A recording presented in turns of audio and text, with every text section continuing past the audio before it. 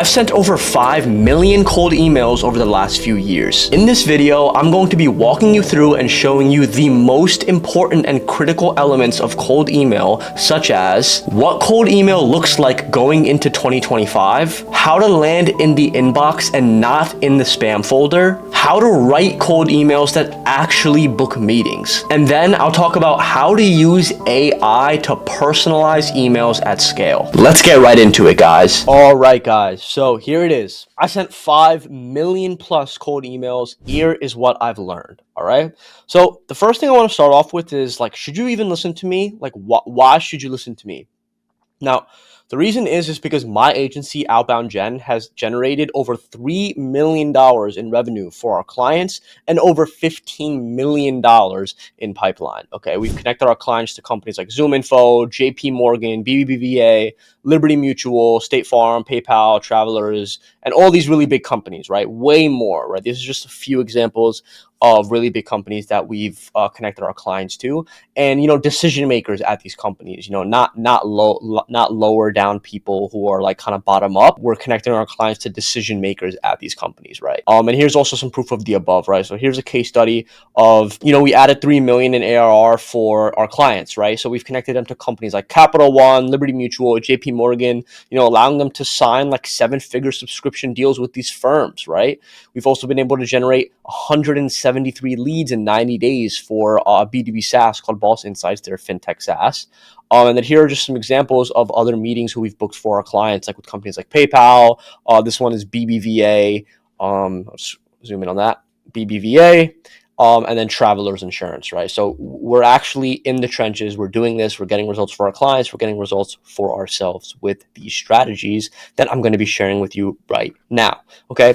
So here is the current state of cold email right now, right? I think this picture encapsulates it for me specifically and my partner. But everyone's screaming on LinkedIn and cold email is dead and outbound is dead and all this. And I'm just sitting there smiling with a little smirk because I'm booking all my meetings with cold email, right? The game has definitely changed. We have the deliverability crisis and all that stuff. But, cold email is still crushing if you do it properly. All right. And that's what we're going to talk about right now. So the first thing I want to talk about is how to not land in spam. Okay. So the first part of even getting started with cold emails, making sure your deliverability is on point, right? So this is our current in-house setup of how we're actually launching cold email campaigns for ourselves. We're using Hypertide, right? That's a private infrastructure. We have 6 domains. We're able to send around 600 a day from that. And then we're using Google as well. We want to be able to send 420 a day from that. And that's going to have 42 inboxes. And that's around 14 domains. So I think we have around three mailboxes per domain on Google. And for Google, we're using premium inboxes or just buying regular Google Workspace from Squarespace, and you can get Google Workspace from there, or just get regular Google Workspace accounts for your domains. And then what we're also using is a tool called Mission Inbox. And we're also being able to send 400 a day from this with 7 domains and having 21 subdomains from that. The Mission Inbox is a newer tool. The guy's great over there, Anthony Baltadano. I think that's how you pronounce his name. Go follow him, guys. He knows a lot about email deliverability. He's really helping us with our in-house stuff as well. So check him out. Mission Inbox, really good tool. And that's going to allow us to send around 30,000 emails per month. Now, this is on the lower spectrum of what we want to send, but we just want to make sure our deliverability is good, and then we're going to scale up from there again. Okay, cool. So that's literally what you guys should be looking at as well in terms of infrastructure. Now, verifying your leads. This is going to be very, very, very important, especially going into 2025. Right? You should even be double or triple verifying leads, right? So what we use in our stack is something called Million Verifier. I just think it's such an easy to use tool, and it's pretty cheap too, compared to other tools. There's other stuff too, like BounceBan is really good too. And then what I would do after you verify your emails from Million Verifier is you're going to be left with catch-alls or unknown. And you're going to want to put those through a tool called Scrubby.io. Now, what Scrubby.io does is it just verifies your catch-all emails so that you can basically squeeze as much juice out of a lead list that you have. Okay, it's really, really good. and that's actually made by a good buddy of mine, Nick Abraham. So definitely check that out. Scrubby.io, really good tool. Now, sending good personalized copy is a huge tenet in the cold email space. This is one that has always been around. Nothing has really changed with this, okay? So gone are the days where you can just send generic cold emails and get responses. I remember in like 2018, 2019, you can get away with a little bit more generic general copy.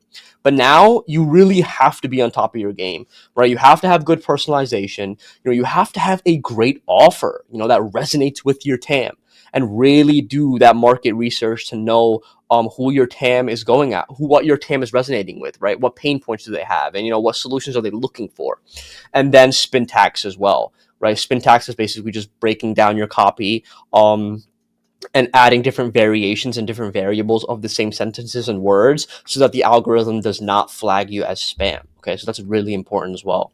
And now, also, I talked about this a little bit here, but let's go a little bit deeper into it. You want to use multiple sending accounts, and you want to send low volume from each account. So you want to have 2 to 3 inboxes per domain, and then you want to have around 5 to 20 max emails per inbox right now. I would even keep it to like 5 to 15 just to be safer with this. And then what you want to do is you want to warm up your emails, right? And you need to have a ramp up period. Okay, so 14-day warm up period before sending cold emails is the absolute standard. You have to.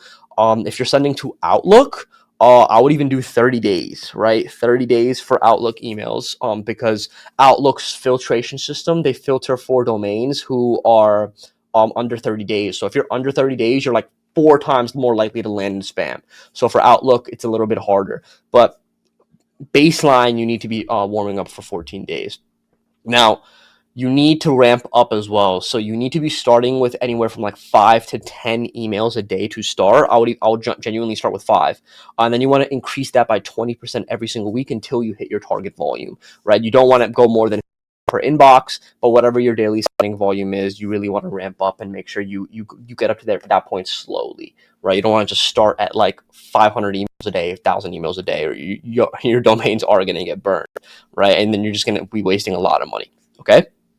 Now, let's get into what makes a good cold email. A good cold email is going to have the following things. Number one is it's going to have a strong offer that resonates with your TAM. And your TAM is just your total addressable market. So that's basically just like every single person who could potentially resonate with what you're selling or be a customer for you, right? That's your total addressable market. Now, the thing is this requires market research. Okay, a lot of people just neglect this and they just start sending out cold emails. It's like, oh, I know what I'm doing, but they get no responses because you need to do market research, right? You have to create a hypothesis on what your target market's pain points are, right? Figure out what you're offering them to fix that pain, and then you need to write that in a concise way that resonates with your audience. And then finally, you're going to offer something that's going to get them to respond to you, right? Whether that's free work, whether that's a free resource or a lead magnet or a case study or a Loom video, right? It's got to be something of value, right? You gotta be providing value in these emails, right? You can't just be like, hey, like you want to book a 10-minute call for this sometime this week? It's not working anymore. You need to push them something that's actually going to provide them value. And that thing of value has to be in alignment with what your offer is. Okay. So for example, like if you're selling cold email, right, build them a cold email campaign, rewrite their copy for them, right? Build them a lead list, right? Something like that, right? Something to prove that you can actually do what you say you can do. Okay. Now, number 2, personalization. Guys, even a little personalization is better than no personalization, but on the contrary, fake personalization has the opposite effect. All right. You need to stop saying things in your emails and your LinkedIn messages like, hey, I came across your LinkedIn and I was impressed by your background. Okay. Like I used to send those too, like back in 2019. And honestly, they didn't even work back then, but they definitely don't work now. Right. These come across as fake. Okay. You need to do research and use intent in your personalization. So for example, if you're targeting HR leaders at Fortune 1000 companies to sell your SaaS to, right, you want to create a list of them and then use something like this as a first liner, as your personalization. Hey, Jane, I saw your latest post on LinkedIn about, and then you want to use AI or use Clay or use something to mention a post. And I thought I'd reach out to you because, you're in charge of HR over at X company. Okay. Now, you can even use tools like QuickLines AI that give you an AI generated first line, and it's going to be better than nothing. Like a lot of people think that they have corny first lines, but honestly, it still works, right? They still work. The data says and shows that they perform better than just having fake personalization or no personalization at all. So if you can do that research, and use tools like Clay, and you could do that, then I would definitely do that first. But if you can't, I would recommend use something like QuickLines.ai, or definitely do some sort of personalization. Cool. Now, number 3 is going to be short and concise copy. Now, your copy needs to be under 75 words. And the reason for this is anyone reading your email, they should be able to tell what it's about within 3 seconds of looking at it, because that's how much time someone's going to give your email, right? 3 seconds. That's how much time someone's going to give anything, whether you post an Instagram video, whether you post anything on any of these short form platforms, TikTok, even LinkedIn, to be honest, right? So you have to make those 3 seconds count. Okay, if you send a whole novel about who you are and what your company does, you're going to lose. Okay, now here's an example of a short, concise email. Hey, I noticed you're in charge of company name's marketing team. We can establish you as the leading fintech SaaS with demo videos that Fortune 500 execs will want to watch. Mind if I send over a 2-minute Loom video explaining how we do this? This works. Right? I actually got this framework from on LinkedIn. I believe it was Nick Abraham's LinkedIn video. So short stuff like this works, right? This is the type of emails you want to be sending, because it doesn't take more than like 3 to 4 seconds to know what this email is about, and it's just easy to know, right? You have this offer, boom, I'll send you over a video, right? They'll say yes, boom, you send over the video, you can go from there. Okay, cool. And that's a perfect segue into my next thing, which is soft CTAs, not pushing for meetings, right? Hard CTAs are out. Like those are dead. You should not be using them in your initial cold emails, right? You really should not be. I would test it. Again, test everything, right? Don't take everything I say as, oh, this is 100% fact. You should be doing experimentation. You should be testing your own stuff. But this is just what I've seen. I've seen that a lot of hard CTAs are not working, right? Unless you just have an insane offer, right? But what hard CTAs do work is in after your initial email. So don't use them in your initial cold emails, but you can use them after a lead has already expressed interest and they've responded positively. Okay, not before. So a hard CTA is something like, hey, let's book in some time for this or next week. Like, or do you have 10 minutes to speak this week? Right? Instead, use soft CTAs, right? They probe for interest instead of pushing for a meeting. So soft CTA is like, hey, is this worth exploring at all? Or is this something that you'd be interested in discussing? Or is this something that's even interesting at all? Is this something that's like even close to something that you guys are like interested in, right? Am I barking up the right tree? Am I barking up the wrong tree? Am I completely off the mark here? Just something that probes for interest, right? Okay, cool. So now I want to talk about and actually give an example of a bad email, and then I want to turn that into a good email for you guys. So what I did was I actually just went into my spam folder in my inbox, and I just looked for a bad email, a cold email, and I found one pretty easily.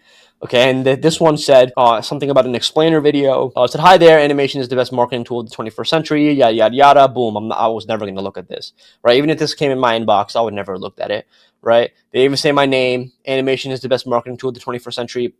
Cool. Okay. And then I have all these links. Let me break down why it was bad though. Okay. So here's why this email is bad. Okay. Number one, blue here. Look, links ruin deliverability. This email was in my spam, so that's probably one of the reasons why. Okay, because they had both of these links here, right? Now let's look at the purple here. Boom, purple. There's no personalization. This is hi there, right? I just know they sent this email to like thousands and tens and thousands of other people, right? And then here, red. This is unnecessary. No one really cares about this. Animation is the best marketing tool of the 21st century. It's engaging, inspiring, innovative, and cost-effective. Use animations to showcase your ideas and prospect your products. Like it's just unnecessary. They're doing too much here. And then here, orange. In today's noisy marketplace, staying relevant is tough. Your success depends on clearly communicating your best ideas and reaching out to your customers, right? Use animation to highlight sales, this, boom. Like it's too educational. It's too much selling. They're just selling the idea of animation and there's no offer here, right? And then the green here, can we schedule a quick 10-minute call today or later to discuss this further? And then call us at, and they gave us their phone number. It's just a super hard CTA.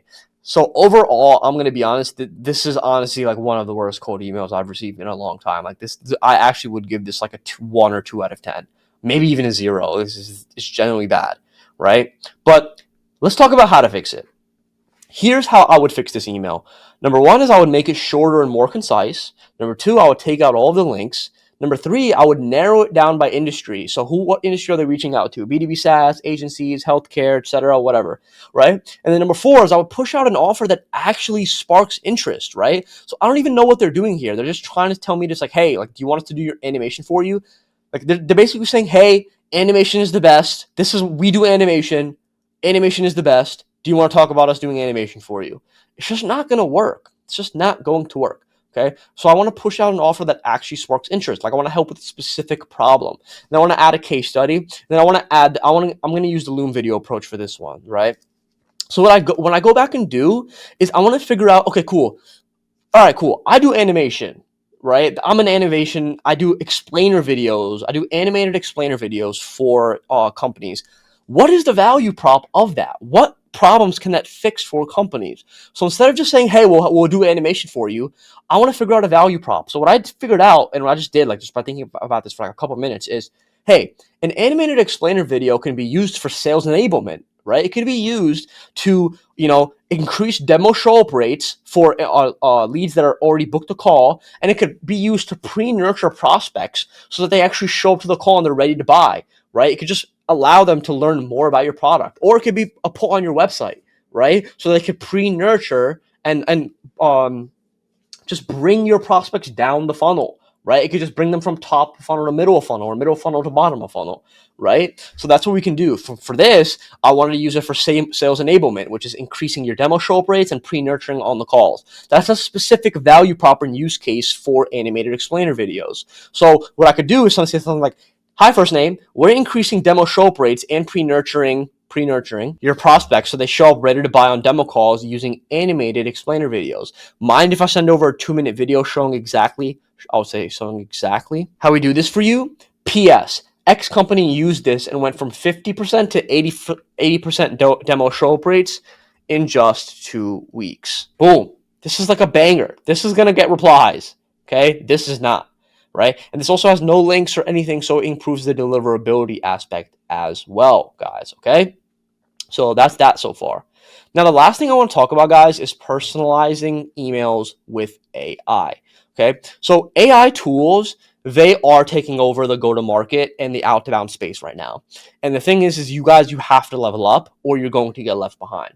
Okay. Now, here are just some examples of workflows that we're using for clients to make sure that they can get the best results using AI tools. These are workflows that we've built out for our clients, and I'm going to share them for you guys. Number one is the visitor identity workflow.